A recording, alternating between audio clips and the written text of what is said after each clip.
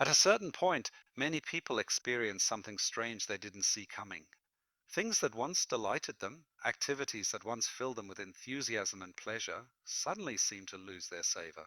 The company of friends feels hollow. Even the pursuits they once considered their greatest passions, reading, walking in nature, creating things, all of it becomes somehow flat, colorless, without the spark that once made life feel worth living.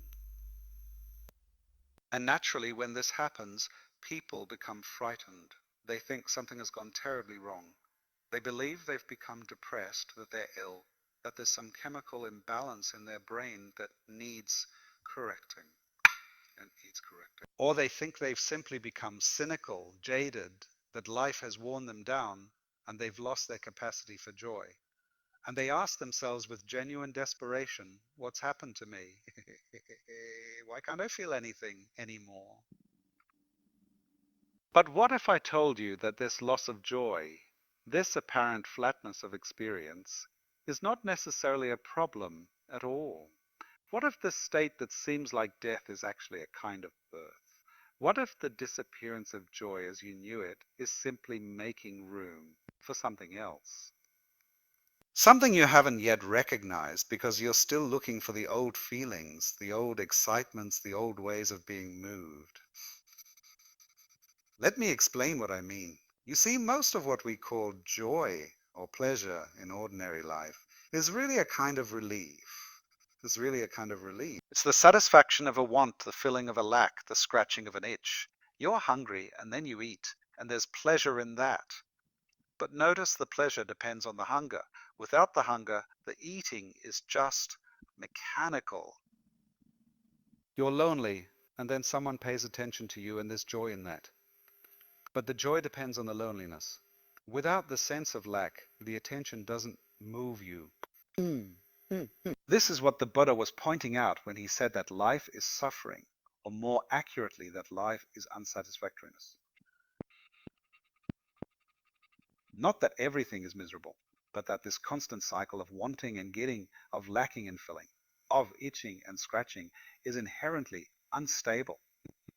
It's based on a sense of incompleteness, of something missing, of not being quite enough as you are. And so we spend our lives chasing these little moments of relief, these brief satisfactions when a want is filled. We call this happiness. We call this joy. Joy. But it's really just the temporary cessation of discomfort. It's like someone hitting you on the head with a hammer and then stopping. And you feel relieved, and you call that relief pleasure. But the question nobody asks is, why were you being hit with a hammer in the first place? Now, what happens to some people? And this is what's happening to you if you're experiencing this loss of joy, is that they begin to see through this game. They begin to recognize that all these pleasures they've been chasing are really just escapes from And once you see this, once you really understand it, the old joys don't work anymore. The scratching doesn't satisfy the itch because you've realized that you're creating the itch in order to enjoy the scratching. It's like a drug addict who takes a drug to feel good, but the drug itself creates the need for more of the drug. The relief the addict gets from taking the drug is really just the temporary cessation of the withdrawal symptoms caused by the drug. Once you see this pattern, the whole thing collapses. The pleasure loses its appeal because you've seen through it. This is what's happened to you. You've seen through the game of seeking pleasure and avoiding pain. You've recognized, perhaps not intellectually, but in your bones, that all these joys you were pursuing were really just elaborate ways of running away from yourself, from the present moment, from what simply is. And so now you're left in this strange state. You're left in this strange state.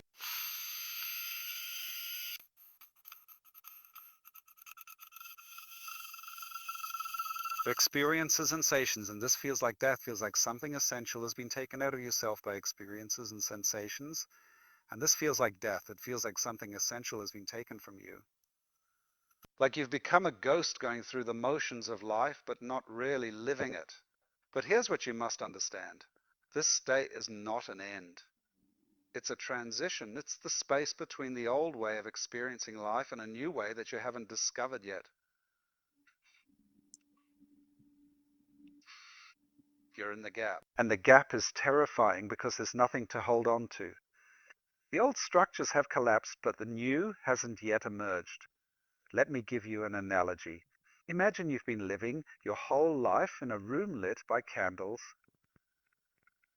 The candlelight creates all these interesting shadows on the walls, dancing shapes that fascinate you. You spend your time watching the shadows, being entertained by them, finding meaning in their patterns. This is like the ordinary joys of life. They're real enough in their way, but they're really just flickering shadows created by the limited light source. Now, what happens if someone opens a door and bright daylight streams in? At first, the light is so bright it's almost painful. You can't see anything clearly. Everything is washed out. And all those fascinating shadows that kept you entertained, they've disappeared, vanished in the bright light. And you might think, this is terrible. I've lost all the interesting patterns. Everything's become bland and featureless. But you're not seeing clearly yet. But you're not seeing clearly yet. Your eyes haven't adjusted to the daylight. Once they do, you'll realize that you haven't lost anything. You've gained everything. You're seeing reality directly now, not just its shadows. And this direct seeing is so much richer, so much more real than the shadow play you were watching before.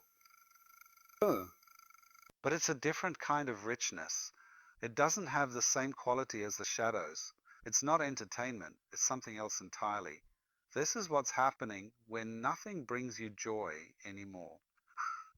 The old shadow play has stopped working, but you haven't yet learned to see in the daylight. You're in that transitional period where the old is gone, but the new isn't yet clear.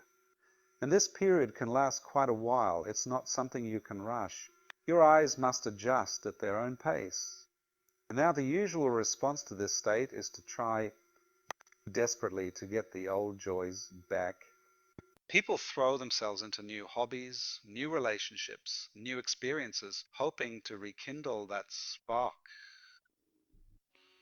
Or they turn to stronger stimulations, louder music, more intense sensations, more dramatic experiences, like someone whose taste buds had become dulled, trying hotter and hotter spices to feel something, anything. But this doesn't work.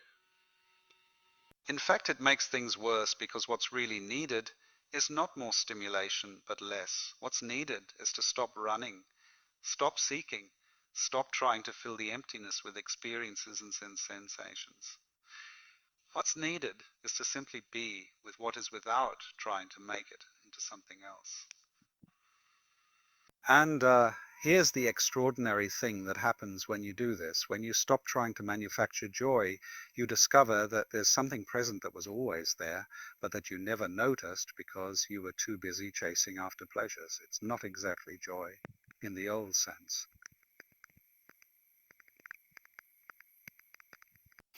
It's more like an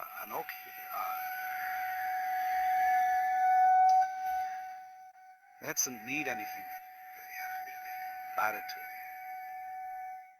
The old joys, in contrast to are pleasurable, but it's complete. It's enough. It doesn't need anything added to it. Doesn't need anything added. Good times versus bad times, pleasure versus pain, excitement versus boredom. But this new state, this OKS, doesn't depend on contrast. It's there all the time. Whether things are going well or poorly, whether you're comfortable or uncomfortable, whether you're experiencing pleasure or pain, it's like discovering that you've been living in a house your whole life, rushing from room to room, looking for something. And then suddenly realizing that what you were looking for was the house itself.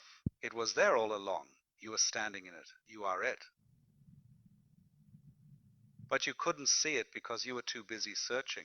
No, I must warn you about something. When I describe this state as an OKS or a fundamental sense that everything is all right, You might think this sounds rather dull. You might think, is that all there is? Just being okay with things. That doesn't sound very exciting. And you're right. It's not exciting in the way the old pleasures were exciting.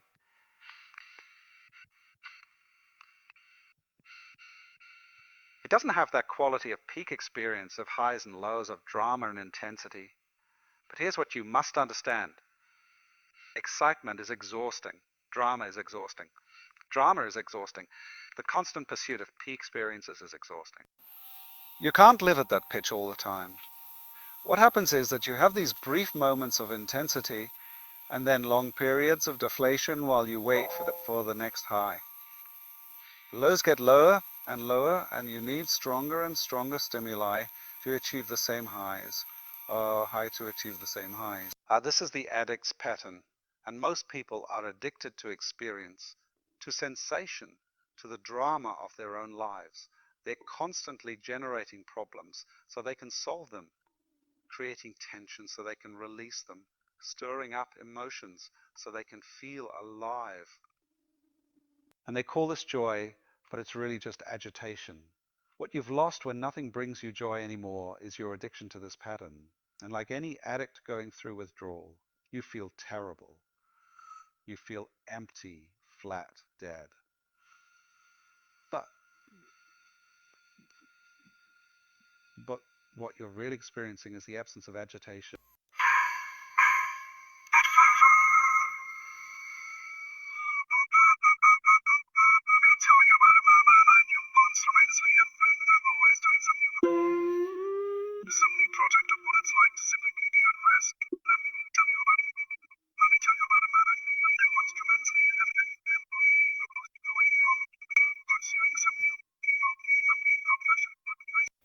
He traveled constantly, collected experiences like some people collect stamps, was always reading, always learning, always seeking out new sensations. And he was proud of this. He thought he was really living, squeezing every drop out of life.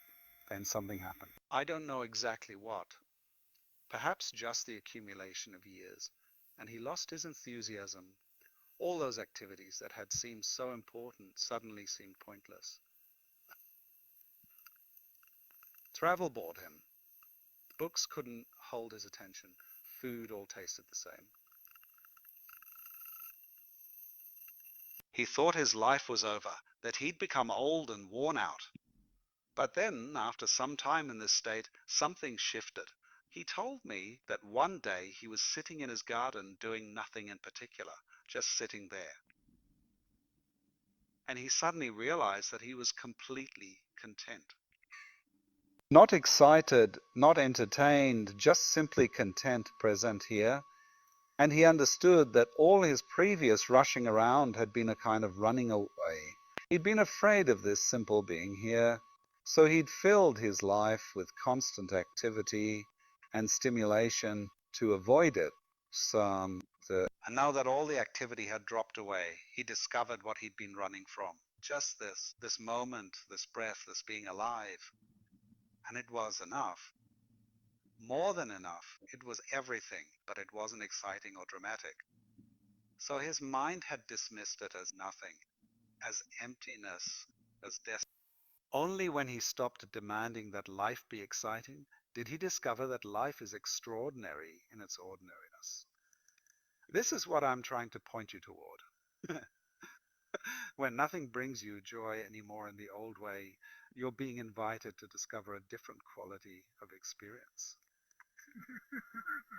Not the ups and downs of pleasure and pain, but something more subtle, more constant, more fundamental. But you can't force this discovery. You can't make it happen. In fact, trying to make it happen is exactly what prevents it. It's like trying to fall asleep. The harder you try, the more wakeful you become. You have to give up trying. That's give up trying.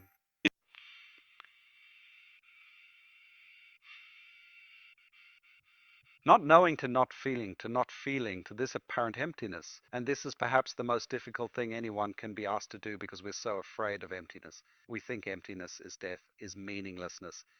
is the absence of life, but actually emptiness is potential. It's the space in which something new can emerge. As long as you're full of seeking and striving and trying to recapture old joys, there's no room for anything new. You must become empty. Not empty in a negative sense, but empty like a bowl is empty. Empty so it can receive. Empty so it can be filled, but not filled with the old things, filled with something you don't yet have a name for.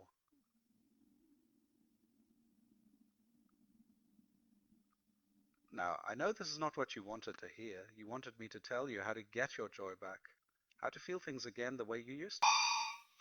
But I can't tell you that because what you're experiencing is not a problem to be solved. It's a transition to be gone through like a caterpillar dissolving in the cocoon before it becomes a butterfly. The caterpillar is finished. But it's not yet a butterfly. It's just mush. And if the mush could think, it would probably be quite distressed about its condition. You're the mush right now. And I'm telling you, this is not a mistake. This is the process. Stay with it. Don't try to escape from it. Don't try to manufacture fake joys to fill the emptiness. Just be with what is. Be with the flatness, the colorlessness, the apparent meaninglessness. Let it be exactly as it is without trying to fix it or understand it or make it into something else. Gradually, not according to your timetable, but in its own time, something will shift. Not back to the old way, but forward into something new. A new way of experiencing life that doesn't depend on contrast, that doesn't require stimulation, that finds sufficiency in the bare fact of existing. This is what the mystics have always pointed to. Not some ecstatic state of constant bliss that's just another form of the old seeking, but a deep OKS that persists through all states, pleasant and unpleasant alike. A recognition that you're in the deepest sense all right.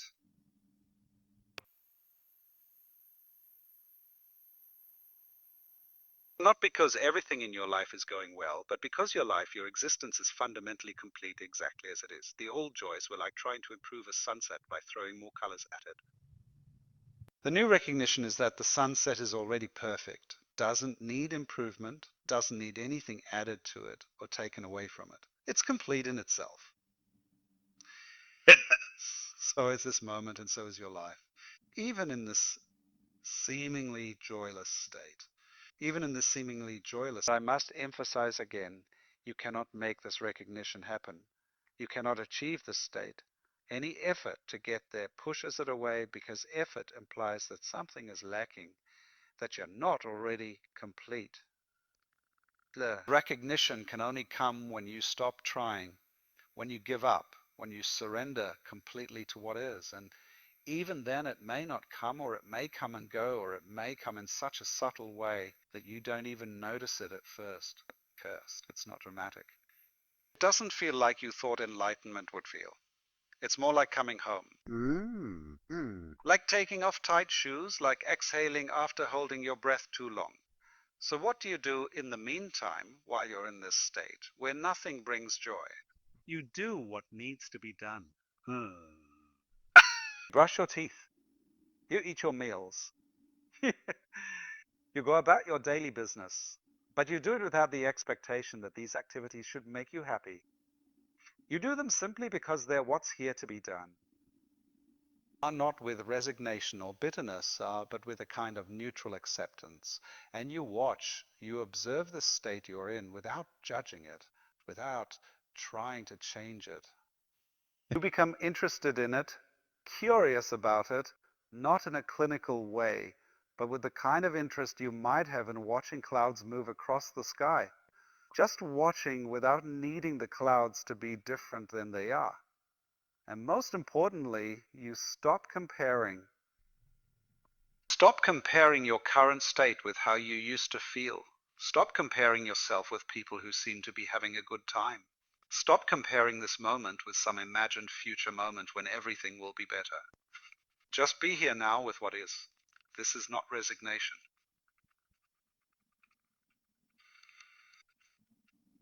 It's not giving up. It's actually the opposite. It's fully showing up for your life as it actually is rather than constantly wishing it were different. And paradoxically, it's only when you stop wishing things were different that anything can truly change. That anything can truly change. Because what's blocking the new experience, the new way of being, is your insistence that things should be like they were before. Your nostalgia for the old joys. Your memory of how things used to feel. Your expectation that life should return to that familiar pattern. All of this is preventing you from seeing what's actually here. Now, let me give you one final thought. Perhaps the reason nothing brings you joy anymore is that you've outgrown joy as you knew it. Perhaps you've become too big for those small pleasures, too deep for those shallow satisfactions. Not because you're better than other people, but simply because your consciousness has expanded, and the old containers can no longer hold what you've become. A child is delighted by candy. A young person is thrilled by romance and adventure. A mature person finds satisfaction in accomplishment and recognition. But there comes a point for some people when all of these things are seen through, when they're recognized as temporary. When they're recognized as temporary, conditional, ultimately unsatisfying, and then you're thrown back on existence itself, on the bare fact of being alive, of being conscious, of being here. And this can seem like nothing at all compared to the excitement of candy and romance and accomplishment. But actually, it's everything. It's the ground from which all those other things arose. It's what was there before you learned to seek pleasure and avoid pain. It's what remains when all the seeking stops. And it's nothing. It's not nothing. But it's so simple, so ordinary, so undramatic, that the mind overlooks it constantly, always seeking something more exciting, more stimulating, more special.